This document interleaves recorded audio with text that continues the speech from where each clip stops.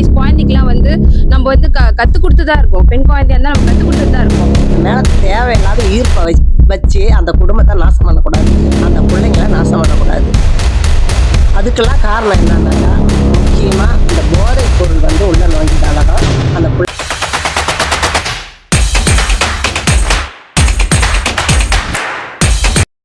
இப்போ வந்து இந்த சின்ன குழந்தைங்களுக்கு பெண்களுக்கு வந்து பாலியல் பிரச்சனை நடக்குது. அதை பத்தி உங்களோட மைண்ட்ல என்ன தோணுதோ அதை சொல்லுங்க. எதனால அது நடக்குது, நடக்காம இருக்கிறதுக்கு என்ன பண்ணலாம், அதை பத்தி நீங்க சொல்லுங்க. எல்லாமே மைண்ட் செட் தான் ப்ரோ. என்னை பொறுத்த வரைக்கும் பார்த்தீங்கன்னா இந்த காரணமே எல்லாமே மைண்ட் செட் தான். போதைன்னு ஒன்று இருந்தாலும் ஓகே, அது ஒரு பூஸ்டப்பாக தான் இருக்குமே தவிர எனக்கு தெரிஞ்சு எல்லாமே மைண்ட் செட் தான். இப்போ பள்ளிய குடும்பத்தை சொல்ல போனால் 2 பேருக்குமே நடக்குது, ஆண்களுக்குமே நடக்குது, போத் பெண்களுக்குமே நடக்குது. இல்லாமலாம் இல்லை, எல்லாத்துக்குமே இல்லைன்னா மைண்ட் செட் தான். இப்போ நானே சொல்கிறேன், ஒரு சில பேர் சொல்கிறாங்க இதேமாரி ஆடை கலாச்சாரம் தான் முக்கியம் அப்படின்னு சொல்கிறாங்க. என் பாயிண்ட் ஆஃப் வியூ பார்த்தா எனக்கு அது அப்படி தோணலை. இப்போ ஓகே, அம்மா தான் இருக்காங்க, சில டைம் அவங்களுக்கு தான் புடவை கூட தவறும், அதுக்கு நான் அவங்க அப்படி பார்த்துட முடியுமா? முடியாதுல்ல.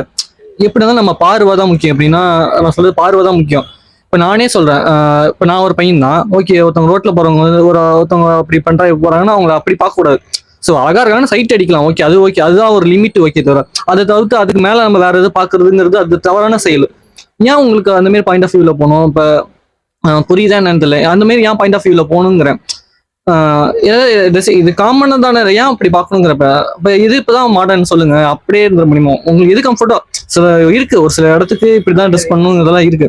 இருந்தாலும் ஒரு வேற அந்த மாதிரி இடத்துல போகும்போது அந்த மாதிரி ட்ரெஸ் பண்ணியிருந்தாங்களா, இதுக்குன்னு ஏன் அந்த மாதிரி பார்க்கணும்னு தான் நான் சொல்றேன். ஏன் உங்க பாயிண்ட் ஆஃப் வியூ அப்படி மாறுதுன்னு தான் சொல்றேன். அந்த மாதிரி சொல்லி தான் நம்ம வளர்க்கணும். சொல்லப்போனா இது ஸ்கூல்ஸ் இதை பத்தி என்ன அவேர்னஸ் வேணும், எஜுகேஷன்ஸ் வேணும். சொல்லப்போனா அதை பத்தி பேசுறதே இல்லை. இப்பவும் சொல்றேன், சில பேர் எப்படின்னா ஸ்கூல்ஸ்ல பாத்தீங்கன்னா இன்னமும் பொண்ணு பையன் வந்து பேசினாலே அதை தப்பா எடுத்துக்கிறாங்க. அது அப்பாவுமே தப்பா தான் எடுத்துக்கிறாங்க. எல்லா பசங்களும் எல்லாருமே தப்பாவும் இருக்க போகுது, எல்லா பொண்ணுங்களும் எல்லாமே தப்பாவும் இருக்க போகுது. அதெல்லாம் அதை பத்தின அவேர்னஸ் வேணும். எல்லா பொண்ணுங்களும் சரி, பசங்களும் சரி, அப்பா அம்மாவுக்கும் வேணும், டீச்சர்ஸுக்கும் வேணும். ஒரு இதை ஃப்ரீயா விட்டு அவங்க இது எப்படி இது மாடர்னிட்டியா இருக்கும்னு எனக்கு தெரியல. இப்போ வரைக்கும் நம்ம இன்னும் அப்படிதான் இருக்கோம், பேசினாலே தப்பா தான் நினைச்சிட்டு இருக்கோம், அந்த மாதிரி பார்த்துட்டு இருக்கோம். அப்படிலாம் இருக்கக்கூடாது. எல்லாம் தெரிஞ்சிருக்கணும், காமனா எடுத்துக்கணும். ஒரு சில விஷயத்த வந்து அவேர்னஸ் நிறைய இதுக்கு வேணும். எப்படின்னா அப்பா அம்மா எல்லாரும் எஜுகேஷன் இதை பத்தி வேணும். ஸ்கூல்ல இதை பத்தின ஒரு டாபிக் கண்டிப்பா கொண்டு வரணும். ஒரு 9th 8th 10th 12th இதெல்லாம் கொண்டு வரணும். இதெல்லாம் கொண்டு வந்து அவங்க சொல்லி புரிய வைக்கணும், இப்படிலாம் இருக்கணும், இப்படிலாம் இருக்கக்கூடாது அப்படிங்கிற பாயிண்ட் ஆஃப் வியூ கொண்டு வரணும். ஸோ அதுதான் என்னோட பாயிண்ட் ஆஃப் வியூ. அதே மாதிரி அப்பா அம்மாஸ்லாம் அவங்க பிள்ளைய வந்து இப்போ சொல்ல ஆம்பளை பசங்க மட்டும் தான் 10 மணிக்கு மேலே போகலாம் அப்படின்னுங்கிறதா விடக்கூடாது. அவங்களையும் கேட்கணும். சொல்ல போனால் ஆம்பளை பசங்க கேட்கணும், பொம்பளை பசங்களாக இருந்தாலும் 2 பேருமே கேட்கணும். 2 பேருமே தான் கண்டிக்கணும். நீ அந்த பொண்ணு தப்பா ட்ரெஸ் பண்ணியிருந்தாலுமே கேட்கலாம். அதே மாதிரி அந்த பையன் அந்த தப்பா ட்ரெஸ் பண்ண பொண்ணு அப்படி பார்த்தாலுமே அந்த பையனையும் கேட்டுதான் ஆகணும். அதுதான் உண்மை. இப்படியும் பண்ணலாம், அப்படியும் இருக்கக்கூடாது. 2 பேருமே காமனா தான் இருக்கும். ஸோ எல்லாரோட point of view mind set தான். நல்லபடியா வளர்க்குறது இதெல்லாம் வந்து அவங்க டீச்சர்ஸ் அந்த பேரண்ட்ஸ் கையில தான் இருக்கு. என்ன பொறுத்த வரைக்கும் அதே தான் நான் சொல்லுவேன். ஸோ அதுதான் என்னோட பாயிண்ட் ஆஃப் வியூ. மற்றபடி வேற எதுவும் இல்லை. இதை பத்தின கொஞ்சம் அவேர்னஸ் வந்து ஸ்கூல்ஸ் அண்ட் காலேஜஸ் கண்டிப்பா கொடுத்தே ஆகணும். ஒரு விஷயத்த எப்படின்னா காமனா எடுத்துக்கணும், எல்லாத்தையும் போயிட்டு இது பண்ணுவோம். சில பேர் பொண்ணு பசங்கள்ட்ட பேசினாலே வந்து ஒரு மாதிரி வேடா ஃபீல் பண்ணாங்க. அந்த மாதிரி வேடா ஃபீல் பண்றதுனாலே சம்டைம்ஸ் வந்து இது மாதிரி கஞ்சா இதெல்லாம் இருக்கிறதுனால கொஞ்சம் வேற மாதிரி பிஹேவ் பண்ணாங்க. எனக்கு அதெல்லாம் ஒரு காமனா எடுத்துக்கணும் எல்லாத்தையும். அதுதான் என்னோட பாயிண்ட் ஆஃப் வியூ. நடைமுறையில் பாலியல் வன்கொடுமை வந்து நிறைய நடந்துட்டு இருக்கு. அதுல உங்களோட பார்வை என்ன இருக்கு, உங்களோட ஒப்பீனியன்? அதாவது இப்ப எது கொடுத்தா இந்த மாற்றங்களை நம்ம மாற்ற முடியும் அப்படின்னு உங்களோட கருத்துக்கள்? தவிர வேற ஒண்ணுமே கொடுக்க முடியாது சார். ஆனா இருந்தாலும் ஆண் பிள்ளைக்கும் வந்து இப்ப 2 வயசு குழந்தைக்குலாம் வந்து நம்ம வந்து கத்து கொடுத்துதான் இருக்கோம். பெண் குழந்தையா இருந்தா நம்ம கத்து கொடுத்துட்டு தான் இருக்கோம். ஆனா அந்த குழந்தைங்களுக்கு வந்து வன்கொடுமை பண்ற அந்த ஆளுங்களுக்கு இருக்கு இல்லைங்களா, அந்த விஷயத்த வந்து நம்ம யோசிக்கணும். அப்ப வந்து ஆண் பிள்ளைக்கும் இருந்தாலும் பெண் பிள்ளைக்கு இருந்தாலும் ஒரு ஒழுக்கத்தை நம்ம சராசரியா 2மே வந்து ஒரே உயிர்ன்ற மாரி நம்ம கொண்டு வந்தா மட்டும்தான் அது முடியும். ஸ்கூல்ல நம்ம சொல்லி கொடுத்துட்டு தான் இருக்கிறோம், நம்ம காலேஜ் சொல்லி கொடுத்துட்டு தான் இருக்கோம். அதே மீறி சில விஷயம் நடக்குதுன்னா அது அவங்களுடைய பார்வையில பாக்குற பார்வை இருக்கு இல்லையா. அதனால ஆணா இருந்தாலும் பெண்ணா இருந்தாலும் எப்படின்னா வாழலான்றதை விட இப்படிதான் வாழணும்ன்ற ஒரு கட்டுப்பாட்டோட வாழணும் சார். பெண்களும் ஒரு வரமுறையோட இருக்கணும். அதே சமயத்துல ஆண் பிள்ளைகளும் நம்மளுக்கு நம்மளோட அம்மா, நம்மளோட அக்கா, நம்மளோட தங்க எல்லாருக்கும் அதே உறுப்பு, அதே ஒரு இதுதான் இருக்கு. அப்ப அது மேல தேவையில்லாத ஈர்ப்பை வச்சு அந்த குடும்பத்தை நாசம் பண்ணக்கூடாது, அந்த பிள்ளைங்களை நாசம் பண்ணக்கூடாது.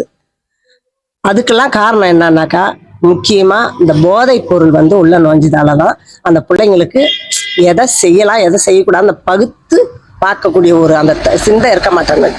அதனால அந்த நேரத்துல அவங்களுக்கு எது இதை நம்ம பண்ணணும் ஒரு உணர்வு வந்த உடனே கண்ணுமண்ணு தெரியாத பண்ணி சீரழிஞ்சு போறானுங்க.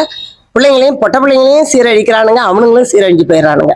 இதுதான் என்னுடைய கருத்து. ஆனா இதுக்கெல்லாம் ஒரே தீர்வு என்னன்னாக்கா, பிள்ளை பெற்ற தாய்மார்களும் தந்தைகளும் நல்ல ஒழுக்கத்தை சொல்லி கொடுத்து வளர்க்கணும் ஆண் பிள்ளைங்களுக்கு. அதே சமயத்துல பெண் பிள்ளைங்களுக்கும் ஒழுக்கத்தை சொல்லி கொடுத்து வளர்க்கணும். நம்ம இப்படிலாம் நம்ம கலாச்சாரத்து படி நம்ம இப்படி இருந்தாதான் நம்மள ஒருத்தன் பார்த்தாக்கா போயிட்டே இருக்கணும். நம்மள திரும்பி 2 வாட்டி பார்க்குற அளவுக்கு நம்ம உடை அணிஞ்சிட்டு போகக்கூடாது. இதுதான் என்னுடைய கருத்து. நான் இதுதான் சொல்லுவேன். எங்க பிள்ளைங்கள்ட்டே நான் தான் சொல்லுவேன். எங்க பசங்களும் போலீஸ் தான், அவனுக்கிட்டே நான் இந்த தர்க்கம்லாம் வைப்பேன். நான் அவனுங்களே இதுதான் சொல்லுவானுங்க. நீங்க சொல்ற மாதிரி யாருமா இருக்காங்க, அவங்கவுங்க பேரண்ட்ஸுங்களே அரைகுறை உடைய போட்டு தான் அழைச்சிட்டு போறாங்க ரோட்ல. அப்ப பாக்குற பசங்களுக்கு அது ஒரு தப்பான ஒரு எண்ணம் தானே வரும்.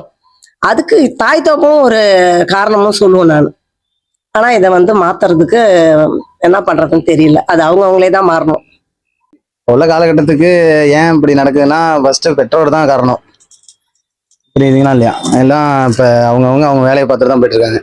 இப்போ அதுதான் முக்கியமான காரணமாக இருக்கலாம். எப்படின்னா இப்போ நடக்கிறதுக்கு கூட ரீசெண்டாக இப்போ தூத்துக்குடியில் நடந்ததில்ல ஏன் நடக்குதுன்னா, நூற்றுக்கணக்கான கேமரா செக் பண்ணேன்னு சொன்னாங்க.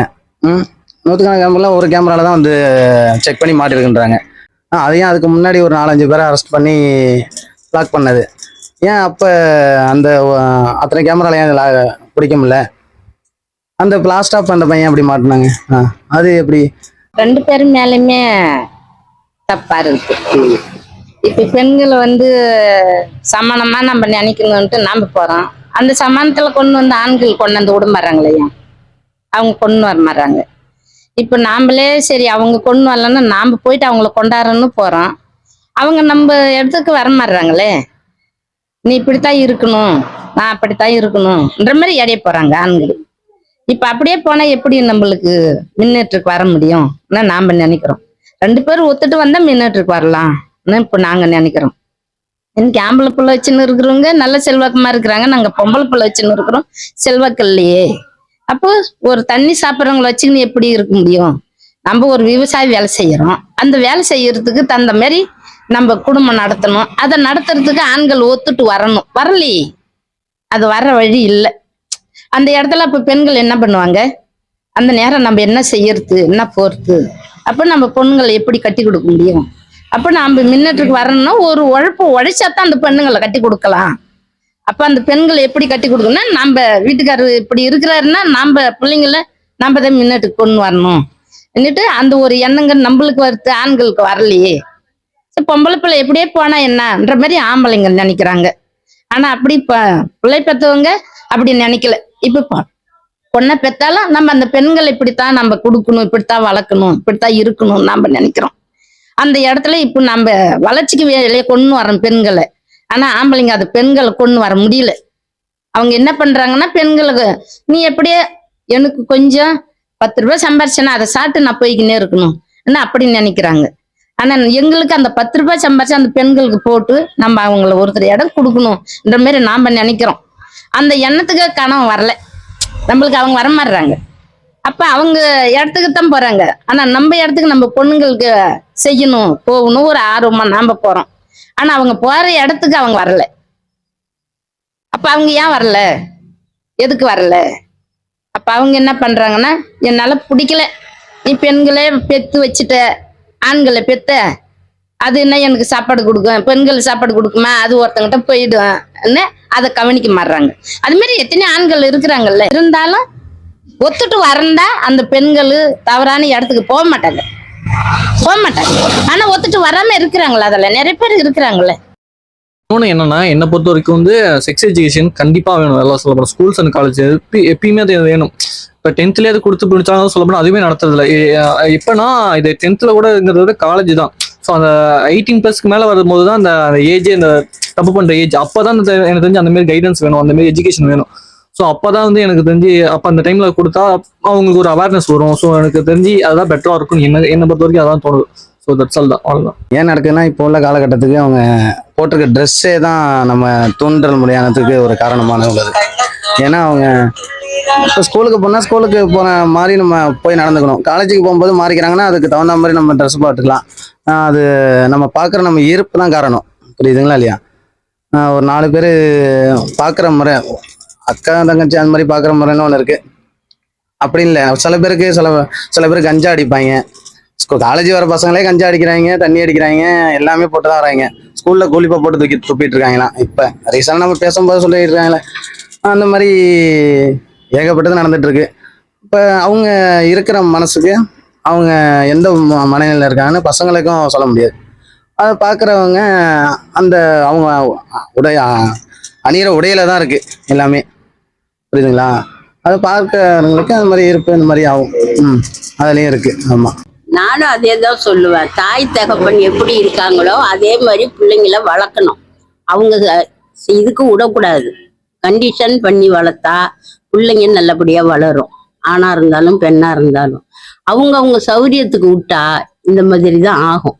அத பெரியவங்க தான் வந்து கடைபிடிச்சு அதுங்களை நல்லபடியா கொண்டு வரணும். அப்பதான் அந்த பிள்ளைங்களும் அம்மா அப்பா சொல்றதை கேட்டும் அதுக்கு தகுந்த மாதிரி நடக்கணும். ட்ரெஸ்ஸு வேற எந்த இதுவுமே ஆபாசமா அணியக்கூடாது. ஓரளவு அதுக்கு மேல போகக்கூடாது. மற்றவங்க பார்த்தாங்கன்னா நம்மளை மதிக்கணும். அந்த அளவுக்கு தான் ட்ரெஸ் பண்ணி வெளியில போகணும். வீட்டுக்குள்ள எப்படி வேணாலும் இருந்தாலும் அது வெளியில தெரியாது. யாரும் அதை வந்து பெருசு பண்ணிக்க மாட்டாங்க. அவங்க காலகட்டத்துக்கெல்லாம் இன்னும் அவங்க பிள்ளைங்களெல்லாம் எப்படி கொண்டு வருவாங்கன்னே தெரியலையே.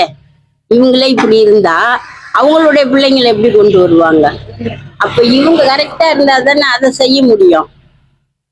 அதுக்கெல்லாம் எல்லாமே தாய் தகப்பன் தான் அவங்களுக்கு முன் உதாரணமே.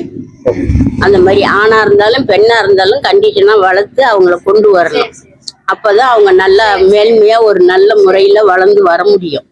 இல்லைன்னா இந்த மாதிரியான ஒரு இதுக்கு ஆளாகி பேர் கெட்டு போகும். அந்த அளவுக்கு இருக்கக்கூடாது. அதுதான் என்னுடைய கருத்து. நானும் சொல்லுவேன்.